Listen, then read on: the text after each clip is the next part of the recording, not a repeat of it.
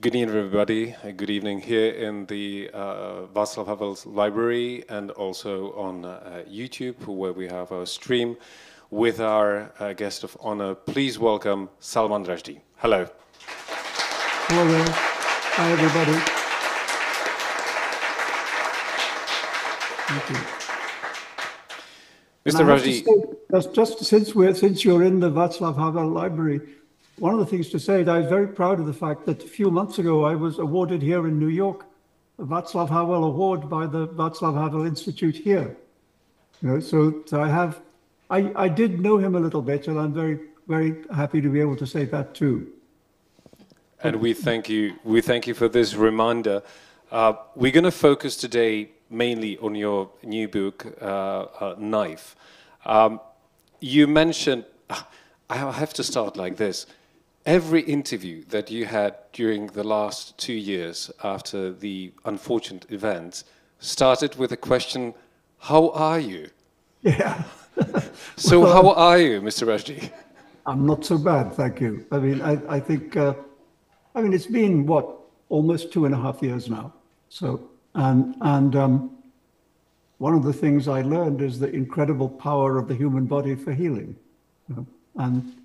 And so I'm much better. That there are some injuries which won't be healed, but mostly I'm okay. Thank you. Glad to hear that.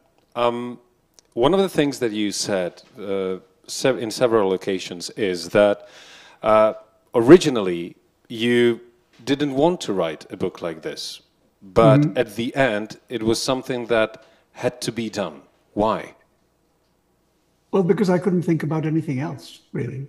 I had 1 or 2 writing projects in my head before the attack took place, but when I went back to look at them, it just seemed absurd to be thinking about that when this very large subject was staring me in the face, you know, and I understood really that the only way of getting past it was to go through it. And so I began to write it, and then it became. I'm very glad I did it. I think it served a purpose. And why did you? Because there were definitely many ways how to deal with this subject and this situation. Why did you choose this form, like a strict, pure autobiography? Like you basically are naked in front of us. Well, the thing I thought about an event like this is what is interesting about it is that it really happened. Therefore, to fictionalize it would be to diminish the force of the event. That this is a true thing, and what makes it powerful is that it's true. And so that was a decision quite early on. And then I thought, you know, the rule about the memoir form, really the most important rule, is to tell as much truth as possible. You know, if you don't want to do that, don't write it. You know, but if you're going to take on this kind of a subject, then you, in a way, have to be very open and, as you say, undressed. You know, in front of the reader. I wanted the reader to be able to go with me on the journey. You know, if it was possible for people reading the book to feel what I felt, from the moment of danger to the moment of recovery. I wanted that to be a journey we all took together. Did you have any fences that you have to tear down? Something that you thought, okay, this is probably too much. I don't want to go that far. Well, the only thing I didn't want to do is to revisit the whole story of the Satanic Verses. You know, that's a 30-year story, and people have heard enough about it, you know. So I thought I'm only in the briefest way revisiting the origin point of the trouble, you know, but otherwise I want to talk about the present moment, and so the book does focus on that, I think. Very often, everybody says that you're a brilliant observer. In this case, you had to observe yourself Did it went well? Well, I think that's for you to say, really. I mean, one of the difficult things was that for certainly some part of the story, I wasn't really able to be a brilliant observer because I wasn't well enough. You know, I mean, the period of recovery was slow, and at the beginning, I certainly was not sharp and alert as one would normally hope to be. So when I was writing the book, I also had to talk to other people who had been there, my wife and family, and friends, you know, people who had been with me and were able to, in a way, tell me what I was like. And then as the story progresses and I felt more recovered, then yes, I could use my own recollections and my own analysis. But this, I mean, although the book seems to be simply my story, it's actually also a composite of my questioning of other people who were there. Actually, if you talk about the book mostly, and everybody, I think, feels it, it's much more, even though it's called Knife, it's much more of a love story. When it became a love story? Well, the thing is, when I thought, okay, I'm going to write about this, so that I thought, what exactly is the book? You know, well, what is this that I'm writing about? Because it seemed to me, if all I'm doing is describing the attack, that's not a book. I can do that in 15 pages. You know, that's a newspaper article. It's not a book. So I thought, well, what behind that and beneath that is the subject here? And I came to think of the book as a triangle, with me at one point of the triangle. And at the other 2 points of the triangle, one could say love and death. You know, you could say bigotry and beauty, you know, opposites. And those were represented as characters in the book by, on the one hand, my wife Eliza, and on the other hand, the attacker. You know, so I thought this is a book about those three, and about a kind of battle between love and death. You know, and when I began to think of it in that way, I thought, okay, well, that's a book. You know, I mean, I kind of know how to write that, and so that was the shape I had in my mind all the way through. How did you feel the difference between writing this book and Joseph Anton, which is also a memoir?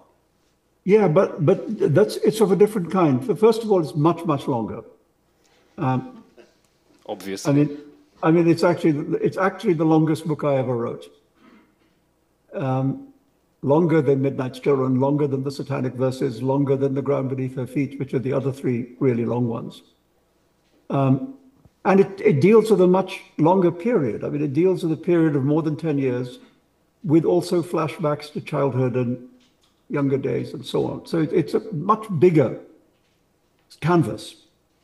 And also, when I wrote it, was some time after the events that it describes. I mean, some years later, you know, when I finally got round to writing it. And so what I felt is that the me that was writing that book was not exactly the same person as the me that I was writing about. You know, who I was in a better place in my life. I was happier, felt freer. The person being written about was in a moment of immense stress, and the consequences of that. So there was a distance between the author and the subject, which is why I decided to write that book in the third person. It was just in order to dramatize that distinction between the author and the character with the author's name. This time, there's no distance. You know, this time it's right. The writing and the event are right up against each other, and so it seemed necessary to make that a first-person narrative, and a much more short, intense book. I never thought this should be a long book. I thought it should be a very intense but relatively short examination of what happened. I think that maybe you prove me wrong, that it also affected the language and the sentences? Because also it seems that the sentences are much shorter in this book, more intense. Yeah, I mean, I've always thought, with all my books, I've always thought that the form and language of the book is determined by the subject. You know, so there are books of mine that are kind of, the language is kind of baroque, you know, and there are other books in which the language is much more stripped back, you know, and this one certainly fell into that latter category. I thought the event is dramatic enough already. You don't need to dramatize it by writing ornate prose. You know, in a way, that would get in the way of it, that you need to let the event itself speak for itself, and the consequences of the event speak for themselves, and the meaning of the event speak for itself. You know, and you don't have to. This is not a time to show off. You know, it's a time to be very spare and lean and direct. So, based on what you said now, did you have moments that you showed off yourself in different books? I think some of the books show off, you know. Any examples? Well, I mean, look, there are some books where the language is deliberately very ornate. And I think a book that I'm thinking of, for example, is my novel, The Enchantress of Florence, where I was thinking about the books that people, the book is set like in the 15th and 16th centuries, and partly in India, partly in Italy. The books that people, like the characters of the book, would have been reading would have been very ornate in their manner, whether poetry or prose. You know? And so I thought, I want to write a book that feels like the kind of book that the characters might have read. And that meant using a language which was very, very rich, because that's what the writing of the Renaissance was like, you know, and it's actually what the poetry of the Mughal Empire in India was like. You know? So if you take those literatures as your starting point, then your writing becomes like that, you know. So that's a book in which I would say there's a degree of performance, yeah. In the book Knife, you literally write about your experience with premonitions, with actual miracles. Miracles are very often in part of your books, but fiction books. Now you had experienced one yourself. Did it change your perspective on miracles? Well, not really. I mean, because yes, my books have been full of miracles, but I don't believe in miracles. You know, I don't think carpets fly. You know, I don't think genies jump out of bottles and offer you 3 wishes. You know, but I do believe in a certain kind of miracle, which is first of all a scientific miracle.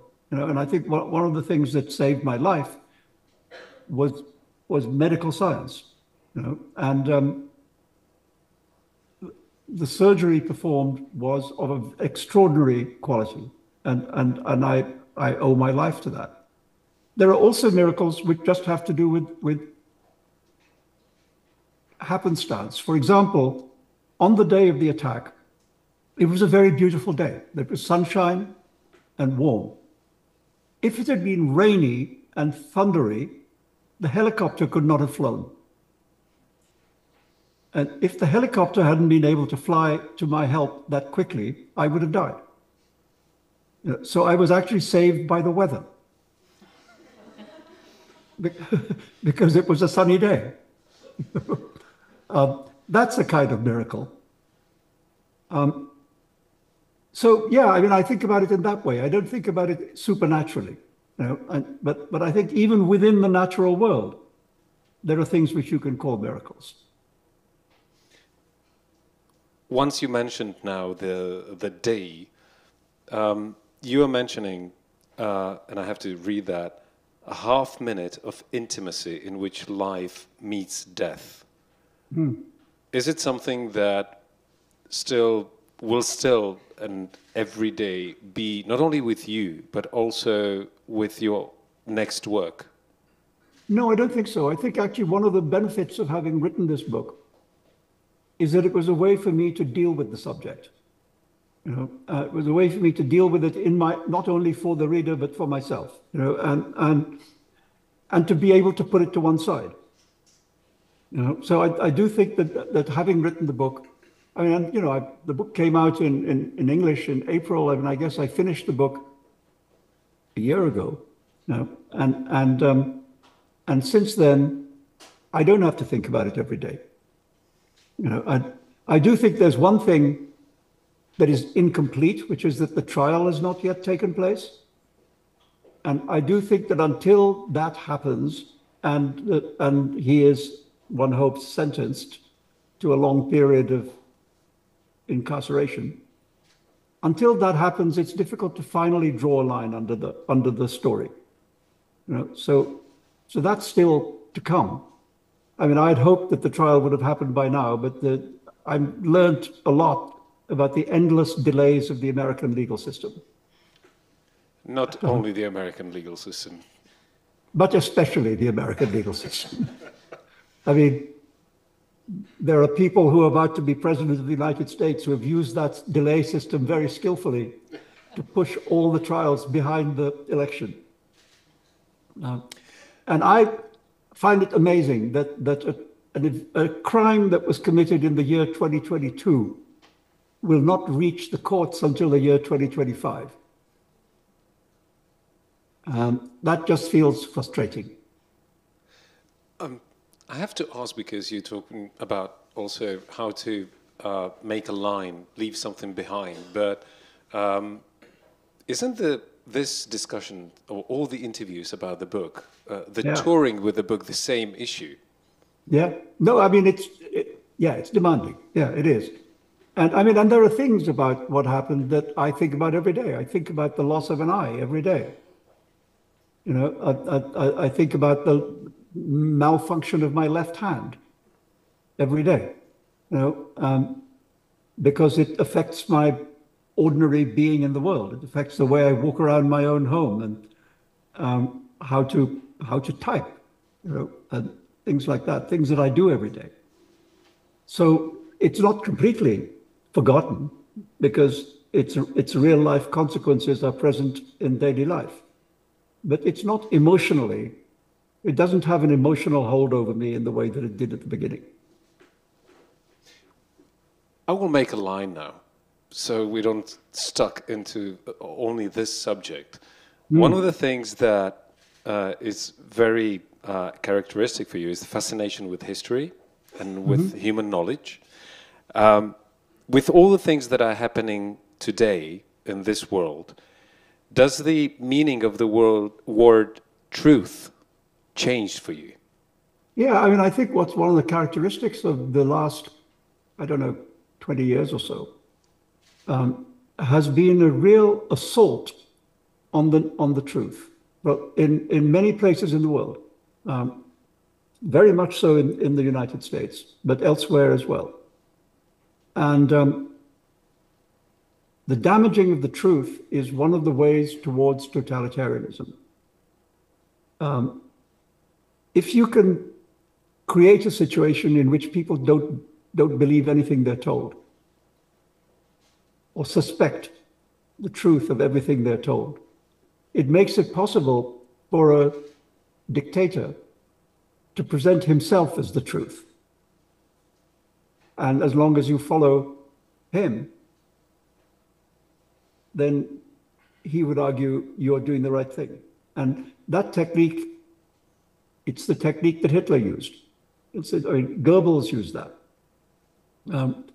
And it's the technique that is used by authoritarianism around the world, and very, very powerfully in these times. So do you think that after all these years, when you are one of the representatives of fight for the freedom of expression, that now the fight is even more crucial? Yeah, I mean, I guess that's true. I mean, I remember, I can't remember the exact words, but I remember Margaret Atwood was asked a similar question, and a question. I think the question was like, why do you make up stories when the world is already full of lies? What is the purpose of fiction when the world is full of untruth already?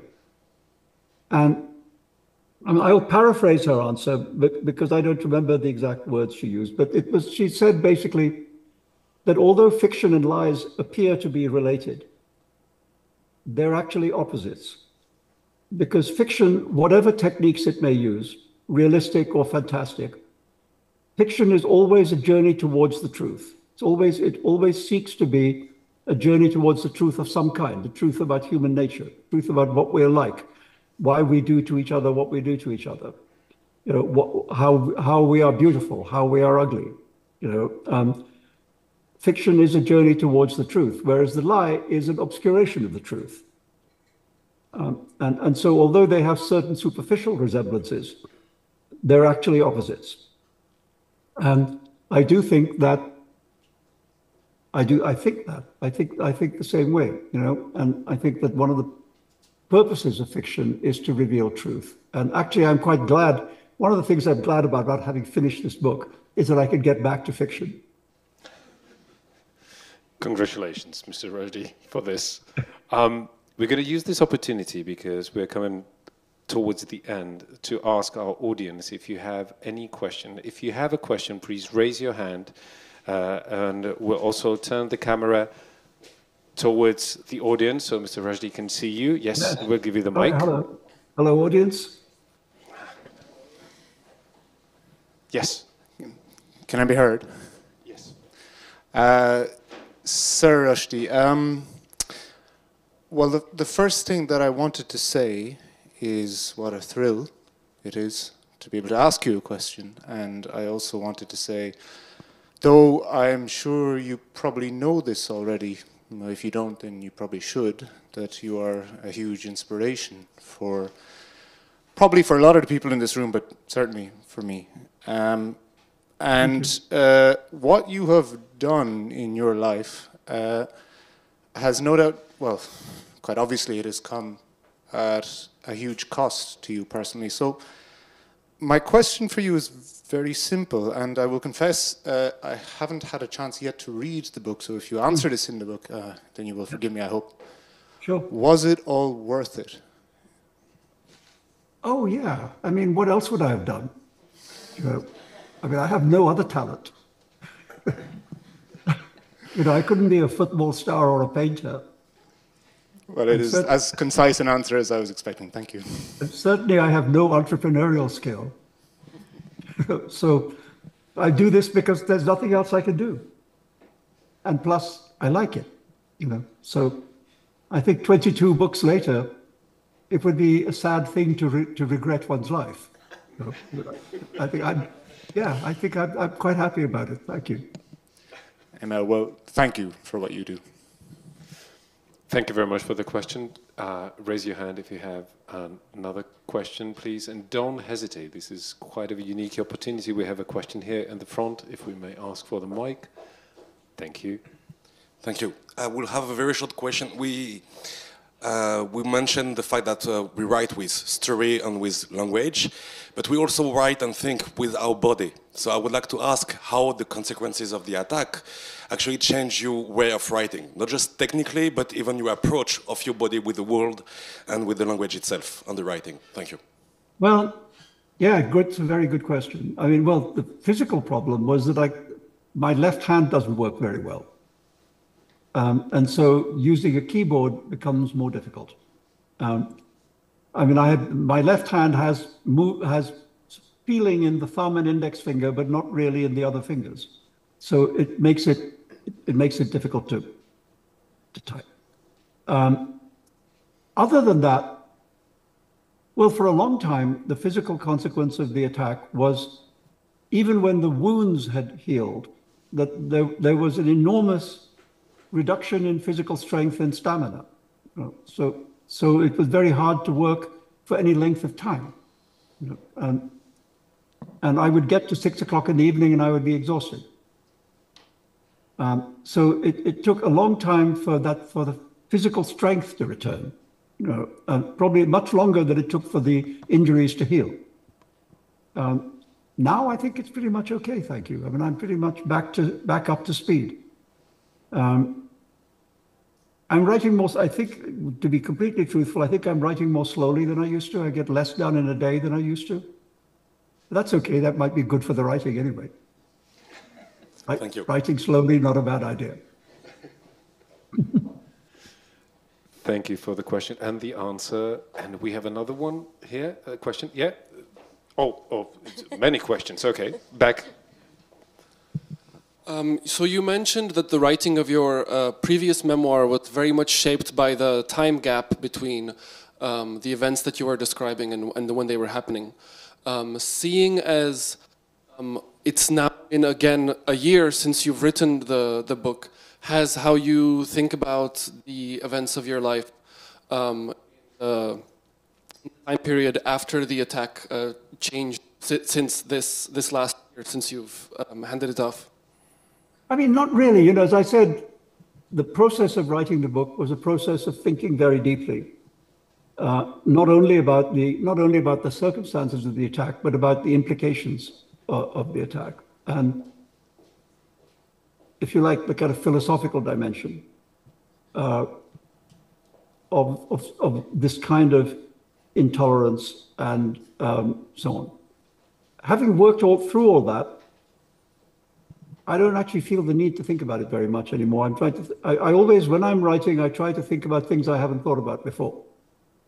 You know, I have a dislike as a writer of repeating myself, and I always feel when I write a book that by the time I finish the book, I would like to know something I didn't know when I began the book. So I see the writing as being also a process of learning. And so that's what I'm doing. I mean, I'm now trying to do that. I'm trying to think of, well, I am writing again, but I'm trying to take the writing into areas that it hasn't been before, or even if it's been there before, it's been there differently. And just to do something that feels new to me, something that feels fresh to me, because if it doesn't feel fresh to me, it won't feel fresh to you. I know that much. And when you've written this many books, it's actually harder to find things that you can write about that you haven't written about before. So anyway, I'm still doing it. That's what I'm up to right now. Very well. And we have a question here. Yes, hello, Mr. Rushdie. I just wondered, it's maybe an intrusive question, but considering the bigotry you faced, I wondered about the nature of your dream that you experienced and whether or not it was uncommon for you to dream this kind of thing. Yeah, I mean, look, one of the things I've said often is that in ordinary life, my dream life is really boring. My dream life is like, I go for a walk. And I've often thought that it's because I use so much imaginative material when working that it doesn't leave much imagination for the dream life. One of the consequences of this attack is that I started having, for a long time, I started having very vivid, very unpleasant nightmares. Kind of gothic horror story nightmares. And I mean, it wasn't nice to have, but it was also unusual for me. It's kind of interesting because my dreams were not, and I'm happy to reveal that now my dreams have gone back to being boring. I'm glad to hear it. Yes, and we have here a question in the front. Thank you very much. Hello, Mr. Rushdie, to New York. Believe it or not, but 2 weeks ago I hold your book in my hand in Twickenham in London, but I cannot buy it because I don't have cash. They want only cash. So next time I will buy it. It was nice. And second question I have for you. Do you believe or not, but do you know this?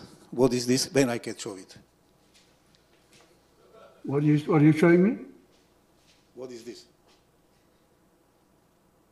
I'm not exactly sure what you're showing me. This? Is that, I mean, it looks like manuscript. What is it? No, this is parts from shop where was bomb 20 years before, many years before when you used to live in London. I did used to live in London, yes. Yes, this is this bookshop. And these details are still in Prague, and they are working in a shop, what I want to send you. I was told it is from the bookshop where you were hidden in London. It is true or not? I was never hidden in a bookshop. Oh. These men tell me it. Okay. People tell you all sorts of things. Okay. Therefore, I'm asking. Yeah, well, no, not true. Sorry. Collett's bookshop in London. It is true or not? I know Collett's bookshop, but I was never concealed there. And there was bump. No? They were bombed. That is true. That is true. This More is than from one this shop. Yeah. But I think it's fine. Okay. I think it's a nice dream. That we can leave it as a dream. I mean, it's a very fine bookstore, and it was bombed, I think, not once but twice. These men tell me that it was in the shop where you were hidden. Well, he exaggerates. Okay. I wasn't. Mr. Brush, do we have any last question? No, probably not, because our time is nearly out. Very quickly, 2 questions. The first one, because you mentioned that you're writing again, I'm really glad for that. Is it a secret what you're writing? Yeah. Thank you. One of the long-established ideas I have is don't talk about the work until it's finished. There'll be plenty of time to talk about it when it's finished. Perfect. We're not going to dig. I think what happens is if you talk too much, the energy goes out of you have to keep your mouth shut so it comes out of your fingers. Very well. We're going to wait. It's not a problem. Yeah. And the last question, because you mentioned it in an interview, and I think it's very important, because the people are really rude to each other today, and they get very quickly offended. What can we do about it? I don't know. I mean, I don't have. You're right about the question. I don't know the answer. I mean, I think one of the reasons for bad behavior, particularly on social media, is anonymity. That when people can conceal themselves behind any name you choose, that allows you, gives you the courage to be discourteous in a way that you would not be if you were in the room with the person you were being discourteous to, or indeed if you were identified, if you're identified as your real self. So I think the subject of anonymity is somehow related to this question of rudeness. So I just offer you that as a partial explanation. It's not a full explanation. I think we need to relearn how to talk to each other. And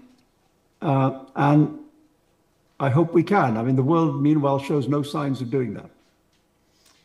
We hope we can try that, but in the meantime, we're really glad that we have your books that makes us better as humans. So thank you very much for this. Thank you so much. I've been really enjoyed. I hope I can. I've been to Prague a few times. I look forward to being there again. And we really look forward to see you here. Thank you very much. Thank you, and goodbye to all of you.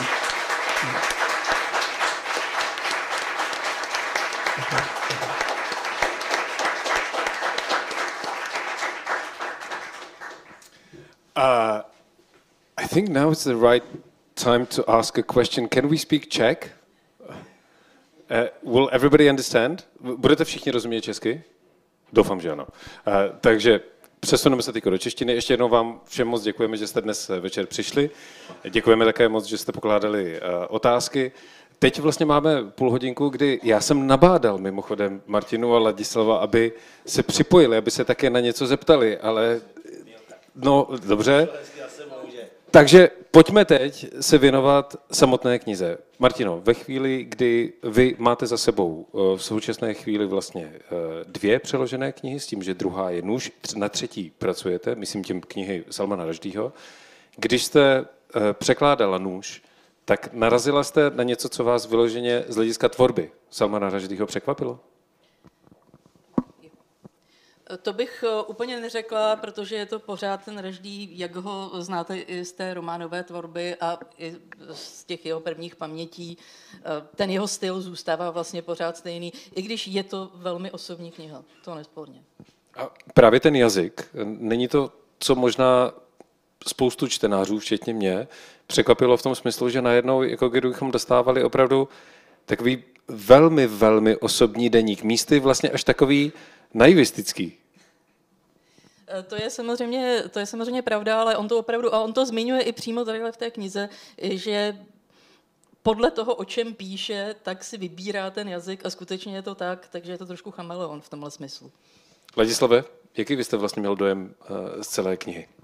Já bych trošku s dovolením nesouhlasil s Martinou, protože já... Dobře, a teď to jede. Když jsem to četl, tak vlastně četl jsem většinu Rushdieho díla, tak tam je fascinující napětí mezi tím takovým, řekněme, bych to nazval zjednodušeně nějakým západním racionalismem, takový velmi, velmi, velmi racionální vyjádření a takovým až bazarovým vyprávěním z toho východu, ten vliv. A v těch jeho nejlepších knihách se mu daří to perfektně vybalancovat, v těch slabších. Ty slabší jsou slabší právě, protože se mu to tam třeba úplně nedaří, že to tam někde převažuje a tak. Ale tady mně přišlo, že ta kniha, protože je vlastně autobiografická a protože se snaží racionalizovat něco, co se mu přihodilo, tak mi přijde, že tam už není prostor pro takové to bazarové vyprávění, jo?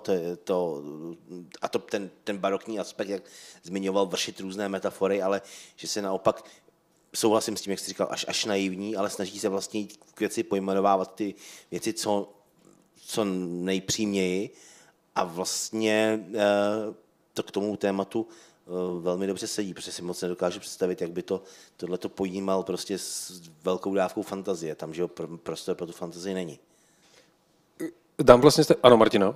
Martina si dovolí nesouhlasit s Ladislavem. Ne, já si myslím, že to ale není nic v rozporu s tím, co jsem říkala já. A je to třeba pěkně vidět na té jeho knize esejů, kdy strašně záleží, o čem zrovna píše.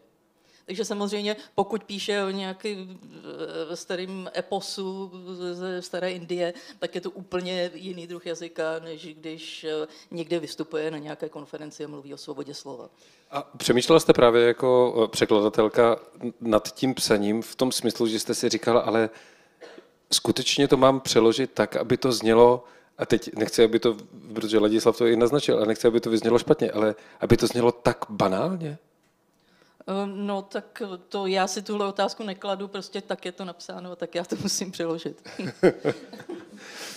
Ladislave, pokud vy se podíváte na Nůž, berete to jako knihu, která vznikla za velmi nestandardních dramatických okolností a proto také vlastně jakoby bude vždy v díle Salmana Rushdieho jako takovým solitérem? Nepochybně, no, ale zároveň solitérem, ale zároveň komentářem k předchozí tvorbě, protože on se tam k tomu často věnuje a je to takový vlastně zajímavý komentář, protože zmiňuje tam příklad té knihy Klaun Šalímar, že jo, která, nevím, jestli ji všichni přítomní četli, ale a neprozradím nic, pokud ji nečetli, jako dneska jsem čtenářský zážitek, je tam prostě, je to příběh atentátu, který původně vypadá jako politický atentát, ale pak se ukáže, že vlastně politický není. A hraje tam velkou roli láska, dál prozrazovat nebudu. A tady vlastně ta láska má tu uzdravující funkci, ale ten atentát vlastně je jako kvazipolitický, byť ne přímo, protože on vlastně, jak si ten člověk, to tam zmiňuje hned na začátku té knihy, vlastně nic od něj nečet, vlastně vůbec ho nezná, že jo? Jde tam za nějakým přeludem, do kterého chce jako bodat a teda bodá do živého člověka a vlastně to téma toho vraždy, lásky, že jo, té nenávisti, která je častokrát prostě primitivní a tedy to se tam vlastně do toho dostává, takže je to i takový komentář k těm tématům, které ho vždycky zajímaly, že jo. A to, že v podstatě celá ta je to vlastně ten komentář, on tam říká, že konečně přišel že tam jsou dvě věci, že jo. Konečně je tam ta, že našel tu pravou lásku svého života, že tam je že to konečně, že si i jako mu ta manželka nechala udělat ty trička s tím nápisem a zároveň teda konečně přišel ten vrah, že jo, prostě, jo. Tak mi to přišlo až takové jako ironické, ale vlastně komentář k tomu, že když se řekne Salman Rushdie, tak je to jeden z nejvýznamnějších spisovatelů poválečné éry v anglickém jazyce, ale řekněme si upřímně, kdyby tam nebyla ta fatva, tak takovou pozornost mediální taky nedostává. A on si to uvědomuje, že jo, reflektuje to vlastně. A to mi přišlo, že to velmi chytře vlastně nějak nasvěcuje v té knize. Možná důležitá otázka, na kterou jsem se měl zeptat úplně na začátku. Kdo z vás měl už možnost knihu číst? Aha, takže se bavíme o něčem. Tak dobře, lidé z nakladatelství Paseka ruku nezvedají.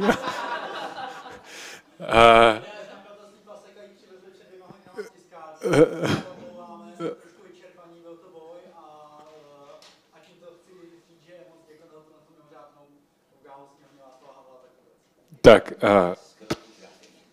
ptám se na to z toho důvodu, jestli jste to nečetli třeba v originále. Takže ano, jeden. Ano, to je ten dnešní svět, přináší překvapení.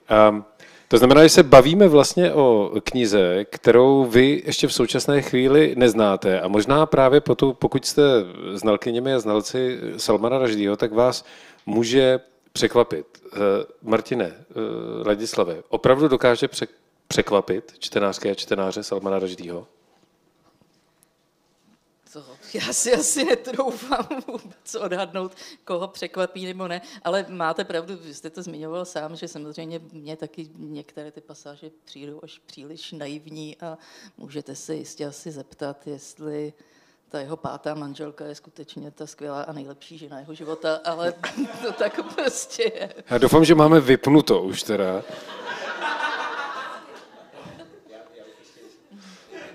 Překvapit a zároveň nepřekvapit, protože vidíte knížku, která se jmenuje Nůž, že jo, víte, co se mu přihodilo a víte, že to není fikce, takže předpokládáte, že ta kniha bude vlastně o tom útoku, nějakým způsobem se ho snaží zpracovat a v tomhletom ohledu mě nepřekvapila. Souhlasím teda s Martinou, že některé pasáže mě překvapily právě tou jako až přílišnou otevřeností, ale to k tomu asi patří, jako zase na druhou stranu. Když prostě chtěl zpracovat něco tak osobního, že jo, vlastně dotýkáme se, tohle to není fikce, ale dotýkáme se dneska tolik populárního žánru autofikce, že jo, protože vlastně, sice ono to je teda zcela nefiktivní, ale tím, jak tam zpracovává určité trauma, se to té autofikci blíží a k ní taková ta brutální otevřenost vlastně hraničí si až s naivitou a exhibicionismem vlastně patří. Že? A tohle je opravdu velmi důležité zmínit. My tady můžeme zmiňovat něco, co zdánlivě by bylo překvapující, pokud by to byla fiktivní kniha, ale tím, že vlastně vznikla za tak dramatických okolností, tak to skutečně dostává úplně jiný rozměr. To je jenom, aby bylo jasno, že se nejedná vlastně o žádnou kritiku. Je to popis něčeho, co vlastně možná nějakou čtenářku nebo čtenáře může překvapit. Promiňte, ještě vydržte. On je současně, což mě teď napadlo, když zmiňujete tu autofikci, on je docela velkým kritikem autofikce a toho boomu, který dnes vidíme po celém světě v podstatě, ale zároveň si uvědomuje a také to zmiňuje v těch esejích, že jsou autofikční knížky, které jsou velmi dobré a bylo potřeba je napsat a nakonec i jemu se to stalo a to, že se s ním potřeboval nějak vyrovnat, je naprosto pochopitelná věc pro mě. Mm-hmm. Měl jste jenom k tomu poznámku?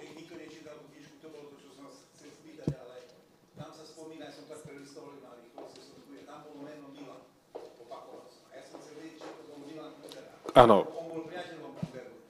Preto som to chcel kúpiť a nemal som tie peniaze, som si povedal, kúpim to na budúce, teraz som priletel do Prahy na táto príležitosť. Tak, tady můžeme vysvětlit. Milan, je to Kundera v tej knihe? Ne, to je Rushdieho syn. Ale je to Kunderovi.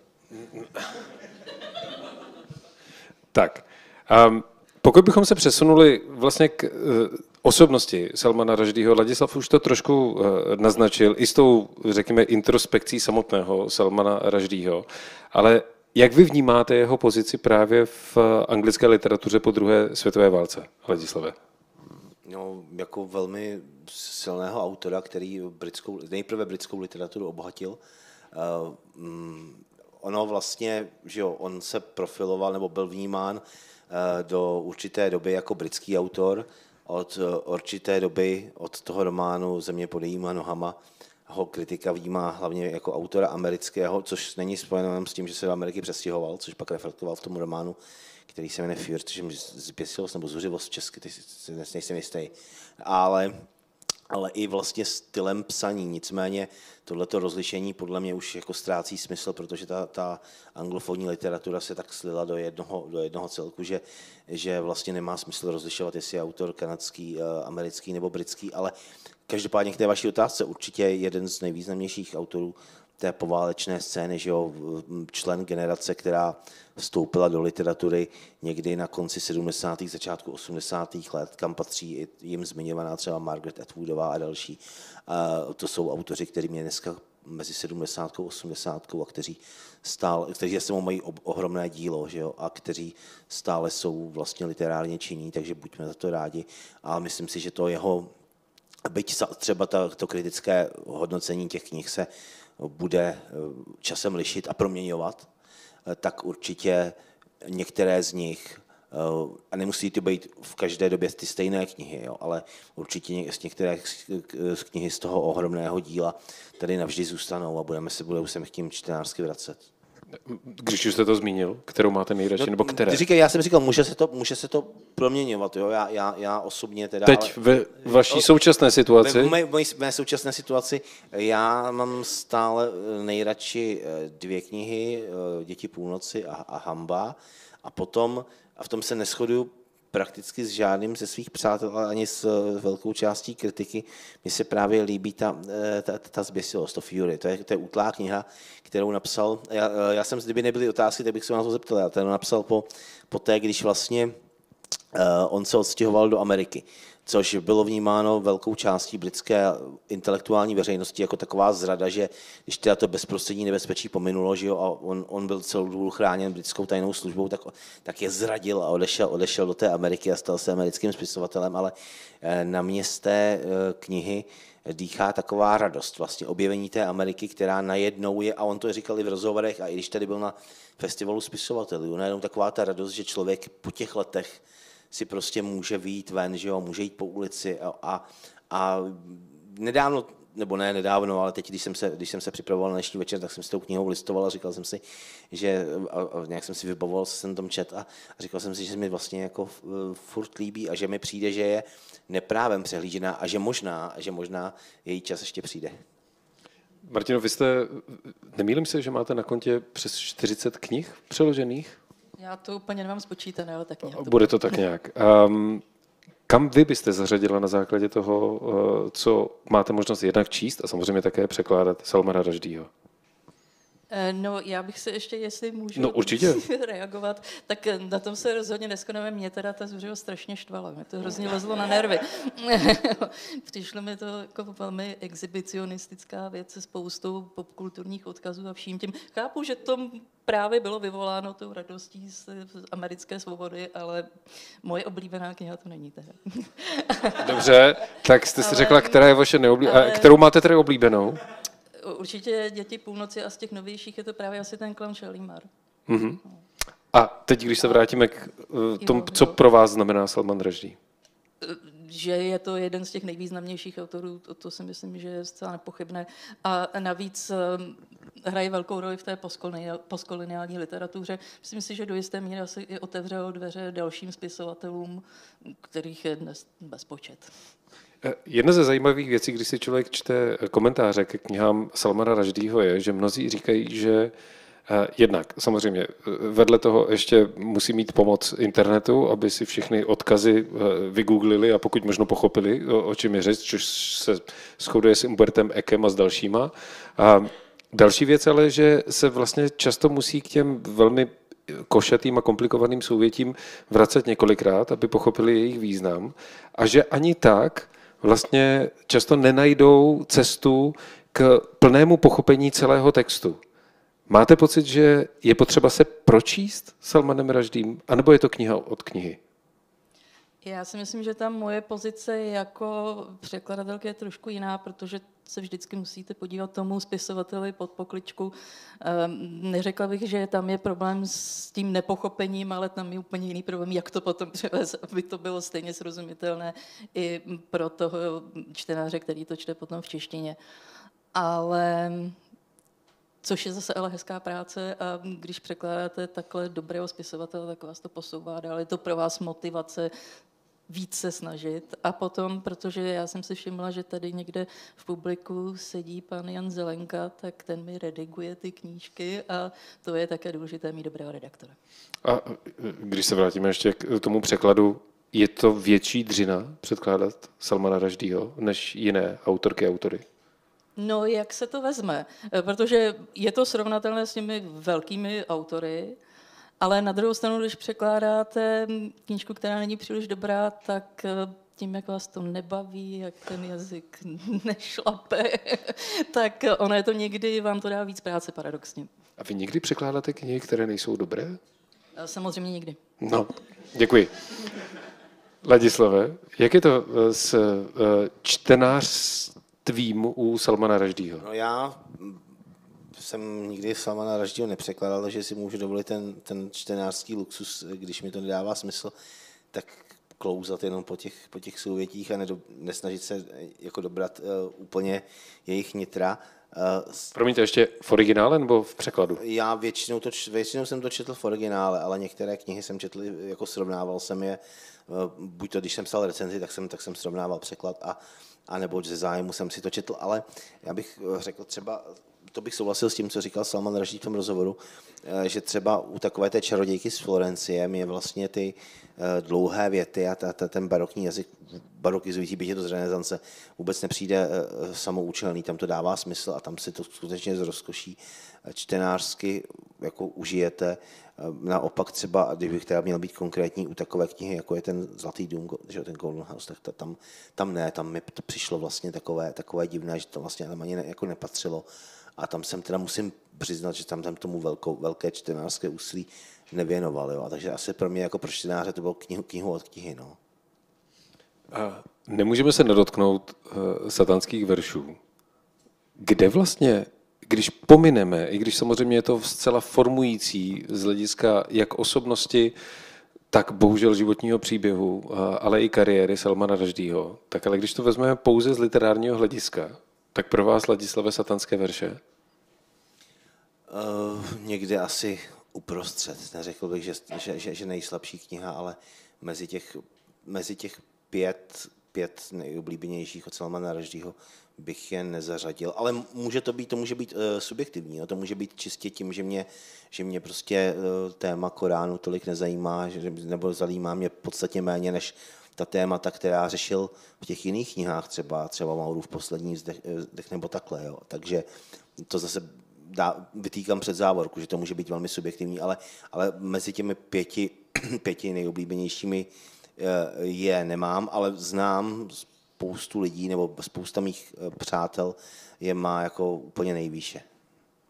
Jak to má vlastně Martina se satanskými verši? Také nepatří k těm nejoblíbenějším. Na druhou stranu je pravda, že když jsem to četla, tak to je 25 let. No, takže už je to docela dlouho a třeba, kdybych je četla dneska, tak se na to budu dívat jinak, protože vím víc jak o něm, tak asi o tom kontextu. Ale možná je taky pravda, že to my, nechci říct, nemůžeme pochopit, ale že nám třeba chybí určitá kulturní znalost, abychom to pochopili úplně plně. Je zajímavé, že sám Salman Rushdie říká, že jeho nejlepší kniha podle jeho subjektivního názoru, takže Harun and the Sea of Stories, já vlastně nevím, jak je to přeložené do češtiny. Harun a moře příběhů. Četli jste to? Ladislave? Je to teda kniha pro děti? To je kniha pro děti, no. Už mě to zastihlo v pozdním věku. Už jsem se k tomu... Jak si přečetl jsem asi 10 stránek ze zajímavosti, ale nečetl jsem to jako celé. To mi jenom potřeba říci, že ta kniha má zase kontext především pro Salmana Rushdieho, protože on to napsal pro svého syna. A je to kniha, která je napsaná po satanských verších, takže ono to všechno vzniklo v trošku období, kdy jeho syn si vyloženě žádal nějaké příběhy a bylo to pro něj velmi osobní. A ještě k tomu to bylo v období, které bylo poměrně komplikované. My se blížíme ke konci a nerad bych vás ochudil samozřejmě o nějakou otázku, kterou máte na naše hosty, takže pokud máte nějakou otázku, tak prosím zvedněte ruku. Ano, vydržte chvilku, jenom vám dáme, nebo to zařvěte, protože teď už vlastně nestreamujeme, že streamujeme stále. Aha, takže tím pádem nevím, jestli jsem to chtěl slyšet, ale budíš, dáme vám mikrofon, vydržte chvilku. Dobrý večer, Jan Plemer. Já jsem ten, co se hlásil, když jste se ptal, kdo to četl. Gratulujeme. V originále, ale já teda strašně doufám, že něco nevyspoiluju, ale hrozně mě to zajímá, protože mluvíte velmi otevřeně. Co soudíte o té pasáži v Noži, která je vlastně fikcí, to znamená ten dialog s tím útočníkem? A on tam říká vlastně I don't forgive you, čili prostě jako nedochází k žádnému usmíření. Ale proč si myslíte, že to tam je a jak si myslíte, že to pro Rushdieho vlastně dopadlo? Děkuji. Potřebuje si někdo zacpat uši? Trošku pozdě teda, protože už malinko ten spoiler tam byl, ale budíš. Asi je potřeba říci, že se jedná vlastně o takový inscenovaný rozhovor, takový na trošku antické bázi, sokratovské. Ještě je potřeba zmínit jednu důležitou věc. Salman Rushdie nejmenuje atentátníka v průběhu celé té knihy. On je prostě nazvaný pouze písmenem. A tohle možná je docela zajímavé, protože i on sám se vlastně k této pasáži fikční vyslovuje. Já bych asi nehodnotila, jak dopad, protože je to jeho názor, je to, jak on vidí ten útok a jak se s ním potřebuje vyrovnat. Takže si myslím, že má plné právo i si vymyslet, jak by ten rozhovor asi probíhal a říct tam, co říct chce nebo co říct potřebuje, a to, že nedochází k nějaké katarzi a k odpuštění, no proč ne, proč by mu to měl odpouštět? Za mě je to docela v pořádku. Já si myslím taky, že ten rozhovor tam vlastně působí celkem přirozeně, byť je fiktivní, protože on říkal, že o tom přemýšlel vlastně každý den, že jo. Na začátku té knihy dost silně zdůrazňuje, že ten útočník ho neznal, vlastně vůbec nečetl jeho knihy, že jo. Jenom tam šel protože věděl, že ten člověk je vlastně vnímán jako potenciální terč prostě a že si teda, a taky to tam říká, že když teda na něj zaútočí, tak si užije svých pár minut slávy. A teď na konci toho rozhovoru nám vlastně říkal, že spousta té nenávisti pramení z té anonymity, že jo. Ta anonymita je součástí tohohletoho, takže já si myslím, že ten rozhovor je o tom, že by se chtěl vlastně podívat tomu útočníkovi do tváře a v podstatě mluvit s ním, ale zároveň je pro něj, že a vždycky říkáme, že prostě promluvit s ním a že člověk najde si ho nějak odpustit, ale zároveň je dost lidské a upřímné, že mu to prostě odpustit nedokáže, protože ty následky cítí vlastně dodnes a hlavně protože ten útočník nebyl veden něčím, co je vlastně paradox, že ten útočník nebyl veden ani jako osobní nenávistí, že by prostě chtěl, jako že by se cítil poškozen něčím, co ten Salman, jo, dost o tom mluvíme takhle, že někdo někomu ublížil, někoho něco zraňuje, že jo.